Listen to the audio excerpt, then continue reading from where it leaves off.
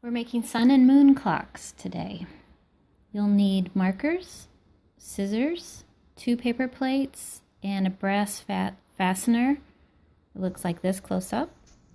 So the first step is to just start drawing on the plate where the middle is, so a little circle. Then you can do the eyes, just to kind of keep the top and bottom straight. And this doesn't matter if you're doing the sun or the moon. And then you start with the main numbers 12, 3, 6, and 9, and then you fill in the other numbers. That way you kind of have them proportioned correctly. So you put in the 1, 2, 4, 5, 7, 8, 9, and 10. 10 and 11. Then you put 4 dots between each number. So that signifies the minutes in between. And you go all the way around and do that.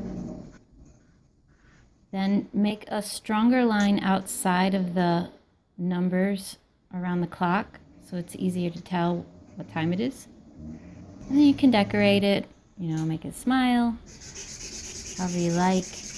And if you're doing the moon, you decorate it gray with gray moonshine, and you could put craters that you draw with a dark marker. Or with the sun, of course, you can color it yellow. I used a highlighter because it was brighter. And then you can go around the rim and make the sunshine or the moonshine, depending on if you're doing the sun or the moon. And these are just fun clocks for kids to learn how to tell time.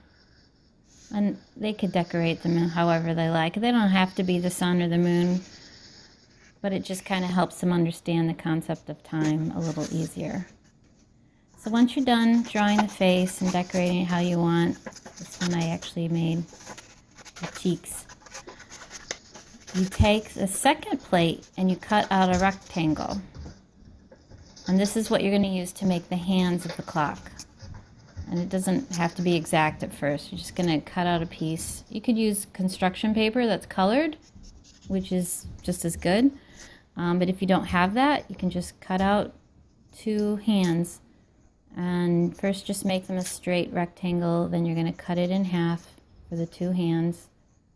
One will be longer than the other, for the hour and the minute hand. And you might trim it up once you see what it looks like on the clock. So the shorter one will be the hour, the longer one is the minute hand. And once you have them the size and shape, you'll cut the little arrow at the top. Then I wanted to color mine for the sun. I did them orange, and then for the moon I did them blue. Whatever stands out best, or if you, like I said, have construction paper, you could do that too. So once you have them colored, just hold them up to the clock and make sure they look good, they fit. If you have to trim them up a little. Now you take the brass fastener and you punch it through the middle of the plate, and then you move it around so that it'll spin, and you're kind of making it a smooth circle inside.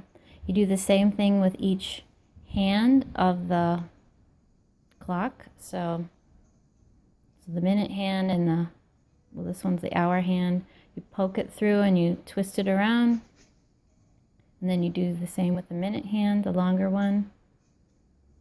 And then just near the end, not all the way to the bottom, or it might rip.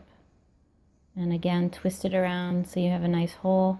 You could also do a hole punch, but then it really is too loose and it never stays in one place.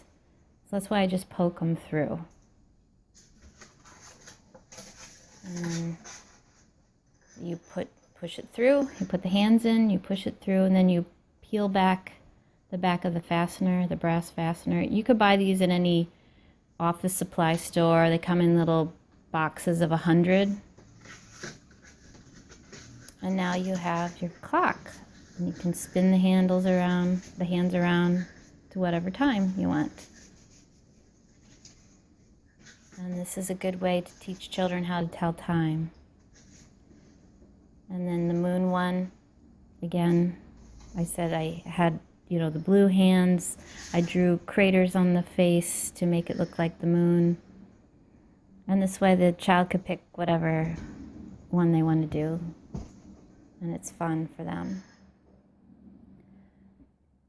Here's a close-up with the craters of the moon. And here's the sun. Clock. Thanks for watching DuckDuckGooseFun. To watch more videos like this, click here.